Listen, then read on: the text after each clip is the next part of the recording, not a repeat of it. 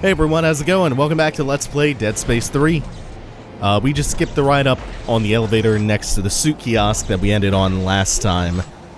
And I am re-recording this chapter because my capture software decided that the game did not need audio before, so go figure. It's not going to impact anything too drastically. I'll wind up with a slightly bigger glut of supplies, which proved to be an issue in the previous recording already. It means I will probably not be able to pick up the text logs I got on the previous go-through second time, because I'm doing this from chapter select and it retains that kind of progress. But we'll show that stuff regardless when the time is appropriate. Otherwise, not too much is going to change. Just might be able to get through this a little bit quicker, actually. This segment is a very linear assault from just a mix of a few waves of leapers and a couple fodders. We want to drag this generator, this battery, over to the other end. Found the generator for the furnace. Now I just gotta get to the damn thing. Understood. And there should... maybe not yet. Thought there were more coming. Anyway, we shoved the battery through the door because we aren't actually big enough to fit through, and we can't use kinesis to fire it into its conduit. So instead, we have to take this roundabout way up here. Remember, you move a little bit faster in the snowstorms. There's another ambush on the catwalk, right? You move a little bit faster in the snowstorms with the gun raised. I think it might actually be quicker than the sprint speed when you're hampered like this. It was a pretty quick way to dispatch that. These particularly intense snowstorms where Isaac's kind of cowering and covering his face a little bit. Your movement speed is slowed. I suppose the reason that you move at full speed while aiming the gun is because they didn't want to put the player in a situation where they are disadvantaged in a firefight by not being able to aim and move at normal speeds. So I guess it's some sort of game design concession for those sequences. Okay, the furnace is on. How's it looking from the...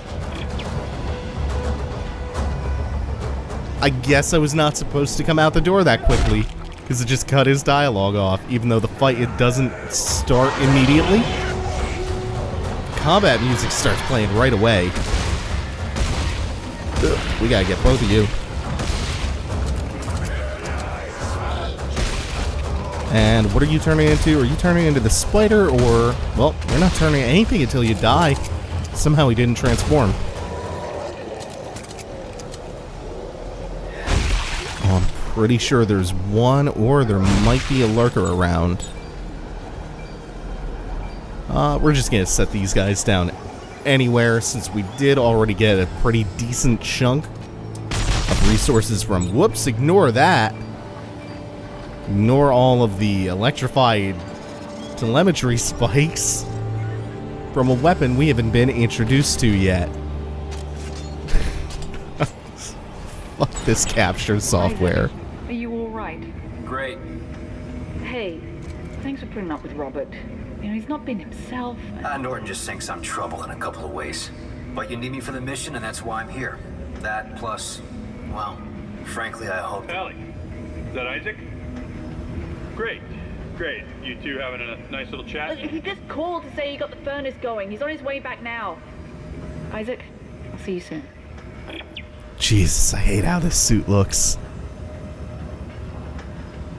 Shiny orange spandex or whatever. Fur trim. Ugh. It's garish. Terrible to look at. Previous games had such cool suit designs. Isaac, the heat exchangers are powered up now, but the specimen isn't thawing. Is there something wrong with the mechanism? Yeah, I think it's frozen shut. I may be able to work it free by adjusting the pressure in the pipes. Hang on. This puzzle trips everyone up because it's not 100% intuitive what you're doing. So first off, you're looking for the number that lights up yellow. Then you're hitting it with your kinesis, but you're not mashing the button, you're just holding it.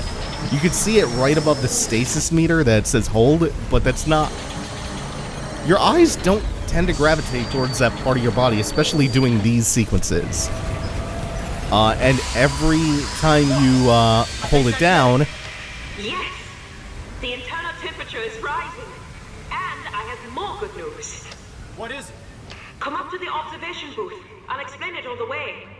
The necromorphs are conduits for the Marker's signals.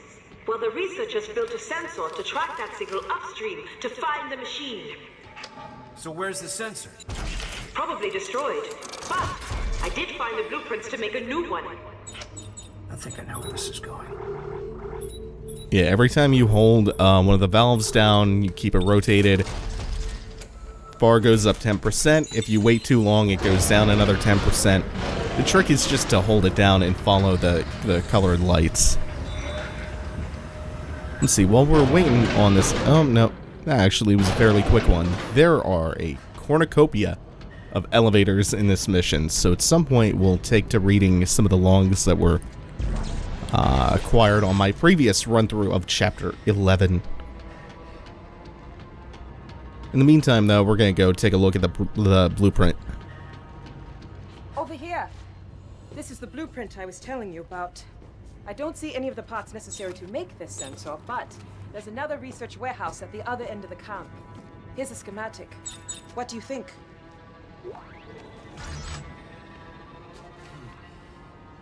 It's like they modified a telemetry spike. I have no idea how it works, but yeah. I think I can build it with the right parts. Where's the other warehouse? I'll put the coordinates in your rig.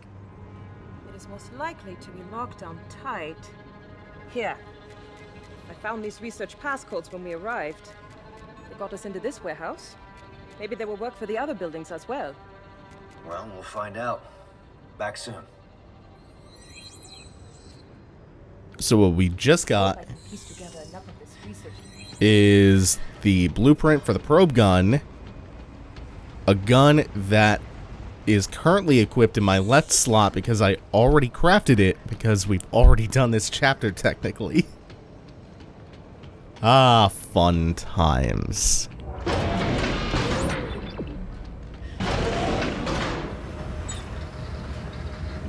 We're not going to be using the probe gun. It, unfortunately, as soon as you craft it, automatically replaces whatever's there.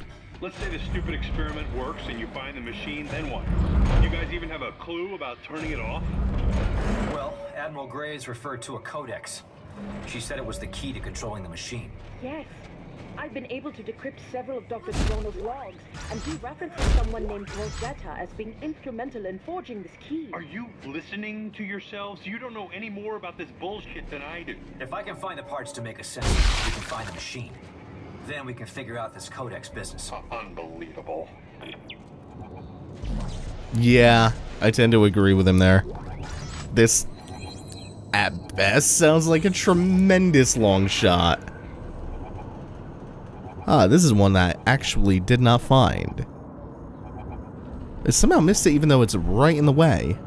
But these scaff logs normally don't give any kind of huge insights. That one being no different, so hardly worth the comment.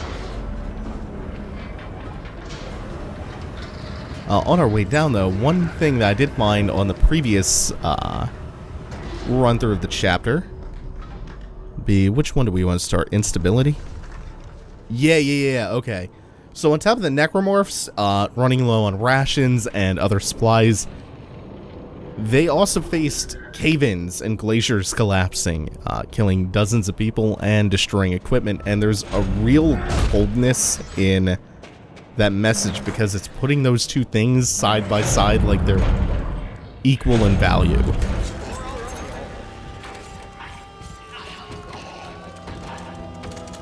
And then just going like, oh, that's really gonna mess the schedule up. Also, where did these guys come from?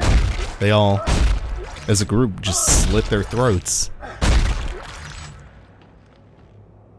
That's going to become a recurring theme with Chapter 11. Chapter 11's fairly morbid.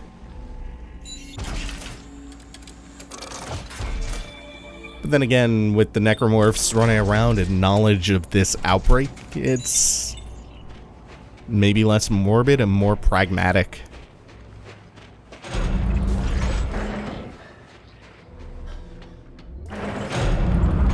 Oh, there are so many of these chambers. But remember, we have the passcode now, so we can backtrack out here. There's another one, speaking of the suicides, that I just want to check out real quick. This is a really good log, one of my favorites in the chapter. Went to the armory to requisition a pistol and 1 bullet for each soldier. Then there's another bit in here with a body bag. He calmly sat down in the sack like it was a sleeping bag, said a quick prayer, and offed himself. There are some real dismal logs in here. Dismal, but like kind of accurate to how dire the circumstances are.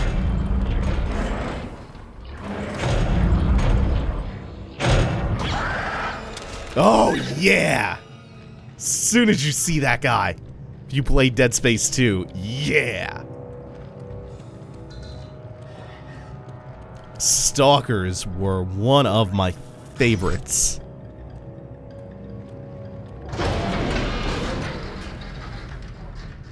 I'm not so happy with some of the changes they made to them in 3, but we'll get to that. While we take this down, there's one more thing that I picked up in the previous run of Chapter 11, and it's this, which is actually a useful artifact, because it does something interesting in that it addresses the fact that people continue to worship the markers despite knowing about the Necromorph outbreaks. It's basically, well, all the tracks. Well, man made the marker copies, and man fucks up everything, so just wait and see. The markers are... The real marker is natural, and we just wait and see what their true plan is. Everything's gonna be great, and they'll offer us absolution. Really, everything's only bad with the man-made markers because man messes everything up. It's not a great justification for why people are still continuing to join this cult of like nothing but horrors, but they at least address it. They try. Ooh. Yeah. That one just ran off into the snow. I don't think I've actually seen that one do that before. I think that one usually charges me. Oh wait, here we go. I hear it. These things are fucking great, especially when you have such low visibility from the snow. You're coming at them snowblind. Terrific.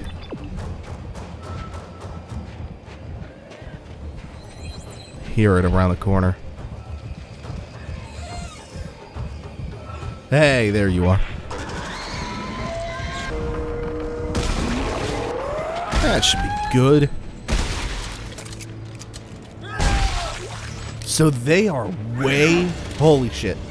Forgot about you. They are way, way more aggressive in... Oh, man.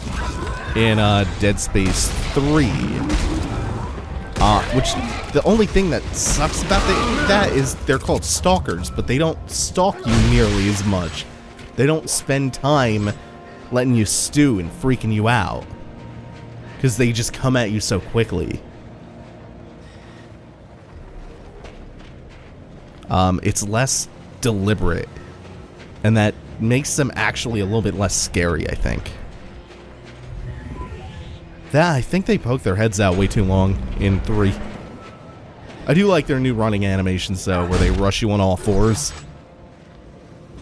Like, they look scarier when they're standing up, hunched over on 2 legs, but when they would rush you in 2, they did it like derpy ostriches. Containment has become a necessity. It is now up to us to make the ultimate sacrifice for the safety of the sovereign colonies that we have sworn to protect. We understand we cannot expect 100% compliance. Therefore, the military arm of this final quarantine campaign will divide into 3 tiers of soldiers and sweeping crews.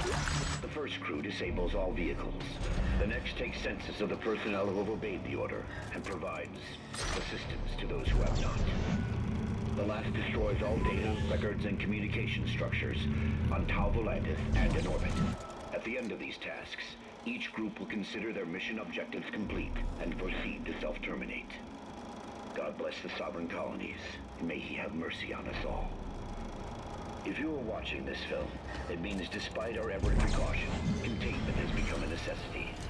So aside from how systematic their quote-unquote self-termination was, the other important detail to glean from that was that, yeah, they intentionally destroyed all records, all logs, everything.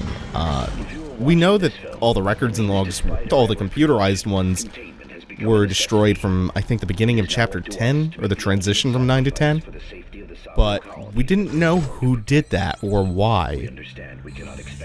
And now we kind of get the feeling 100% compliance is required. Scenario 5. You can guess what Scenario 5 actually stands for. But you can kind of get the implication that they're destroying all the logs because there's something in them they don't want people who fucking come here to know about. As soon as you see grids of stacked up boxes, it's the most obvious tell in the world what you're about to be fighting. Oh, and there are a lot of stalkers in this maze. These are the goddamn best enemies.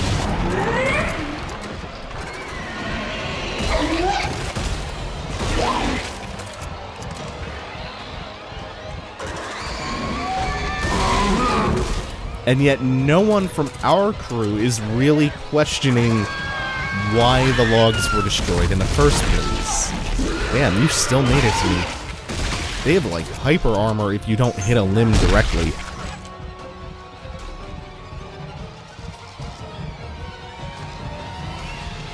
Ironically, it is easier, even though I like the animation more, it is easier to hit the limbs now.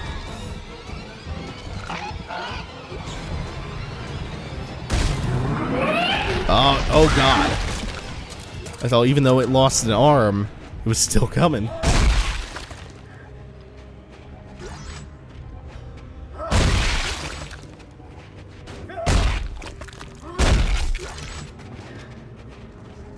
Stalkers are the best.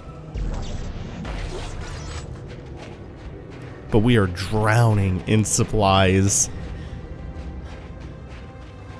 I mean, I was already reaching, yeah, there it is. Inventory capacity limits. The first run through this chapter. The second is, proven to be rough on that front. This one's a lot of diagonals, and then you can see it gets less uniform as it goes on. Oh, this is a mistake, is I've made them cross over now. So left is right and right is left. Okay, that didn't last too long.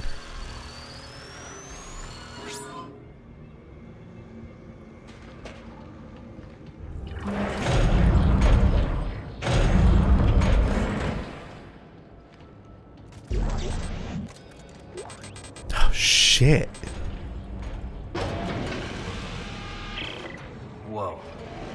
Hey guys, whatever they were experimenting on here, it looks like it got up and took half the warehouse with it. Oh no! What about the sensor parts? 3 pieces, right?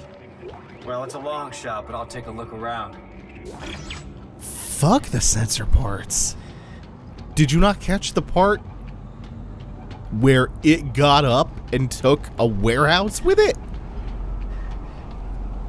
That's not good news. This is no bueno. We're going to use our kinesis on this fairly hard to spot gear across the way, rigged up to a pulley that brings up some sort of cage because it's going to be a necessity as we come down the ladder.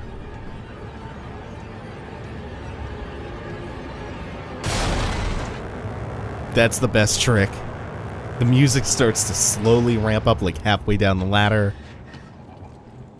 And then the vent behind you blows out audibly just before you have control.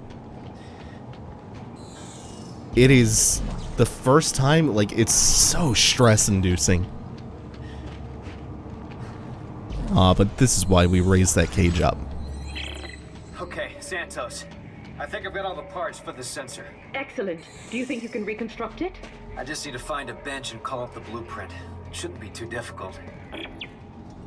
So we now have all 3 parts to construct the probe gun that, remember, we already have equipped.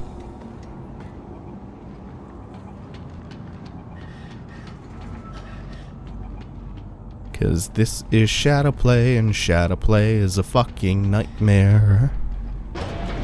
Oh, there are so many juicy supplies that we've had to leave behind. So many supplies in what is evidently a huge boss fountain.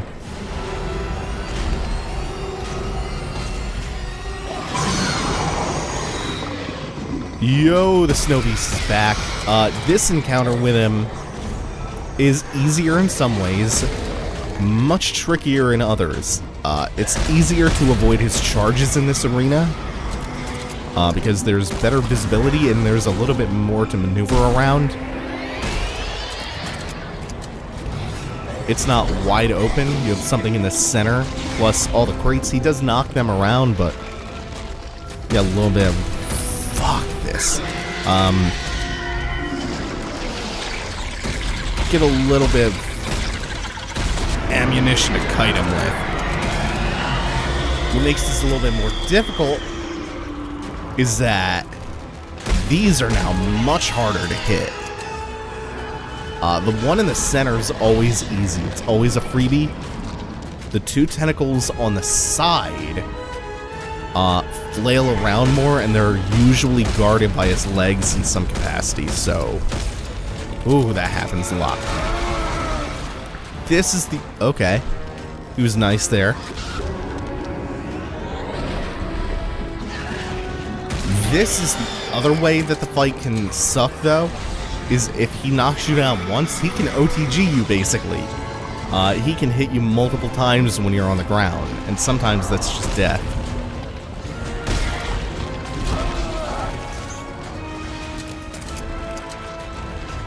Get a bit lucky. So if you can... Yeah, like that. Got up and instantly got knocked down again. Oh, fuck. So if you can, either spam stasis, like, you're bound to have gotten a lot of stasis modules up to this point. That helps a lot. Oh, come on now. There we go. My aim was just really bad that time. Either that, or use his charges and your ability to kite him around the center to your advantage to get around to the 2 tentacles on the side. That wasn't too bad. We managed to catch that one pretty quick. Now, oh, hell. Retracted, then it's guarded by the leg now.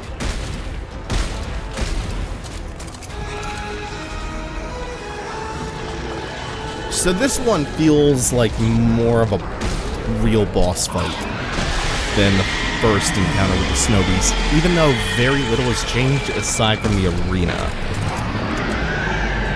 There was a lot of stasis to win that fight, but it was so worthwhile.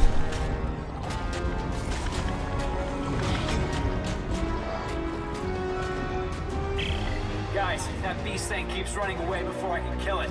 Oh god, we can't seem to catch a break. Well, if the sensor works, we will have the machine's location. If this planet doesn't kill us first. We'll find it. I'll be back soon. Hey, anyone been out to check the armory? No. Why? Shit. That's what I thought. Someone with a trail of flares and they're still burning. Oh god. You don't think Danik and his men I'm are... gonna find out. So this is for a side mission to explore the armory. We're going to take a little peek in here. Mainly because there's a bench in here, which means we can drop a bunch of supplies off. And then I can go collect all the stuff that we missed from the boss fountain. Because, hell, if I'm leaving a bunch of supplies behind like that. Oh no, it would hurt too much.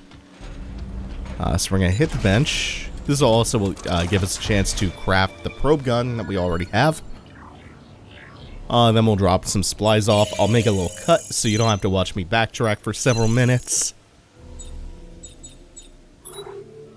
And we'll be on our way. I'm not going to make the cut yet though, because there's a little bit of dialogue we should get once we exit the bench. I think this is pretty sufficient. 2 rows. I do need a little bit of ammo after the snow beast fight. Wow, this looks pretty lethal for science equipment. So what do I do with it? The research says the scientists took their readings internally. So, I guess we have to pry open the specimen's belly? Well, that would explain the harpoon guns. Oh, good. Yeah, we had some, if you notice, Dragon God style harpoon guns on either side of that enormous Necromorph specimen that we've thawed the fuck out. Anyway, I'll be back in a moment. In truth, there's no real need for me to have gone back for all those supplies, but can never be too prepared, right? Oh, son of a bitch. Yeah, that locker was not available to open up before. So when you come back through the second time, there's just something waiting in there. Like a little swarmer or something. Oh, hello. Not you again, not you again. Where's the head? There you are. Nah, I'm not wasting the ammo again. I can shoot you with the head. Now, this is goofy as hell. That's a grenade indicator. Normally, they're only supposed to show up when there is a grenade nearby, so you know to either avoid it or kinesis it and throw it back at the enemy who tossed it at you. In this case, though, we have like a Serious Sam kamikaze guy coming around the corner, and the grenade indicator shows the whole way around the corner through the wall. That's terrible. That's fucking terrible. Oh well. Let's see if we get ambushed by some lurkers. I don't think so. Stalkers. Wait. Oh no. I'm doing it again. Oh, I did this all through Dead Space 2.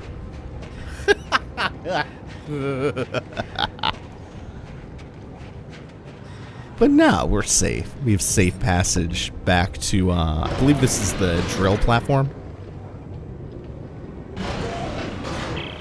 Okay, Isaac, I am done fucking around here. Danik has ships. We can take one, get out of here. If you care at all about Ellie, you will do this. For her. Haven't you been paying attention? We're the only hope of saving our entire race. There is no hope, Isaac. None. The best we can hope for is to survive and get the hell off this planet.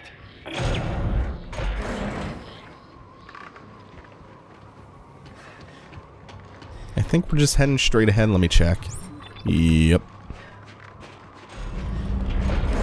Yeah, the drill site.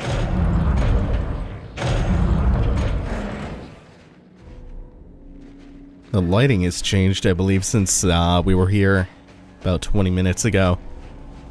I think this is going to be a good spot to call it. Chapter 11's a fairly long one, so we'll pick up on this next time. For now, thanks for watching, everyone. Take it easy. Have a good one. Don't forget to like, comment, subscribe, all that good shit.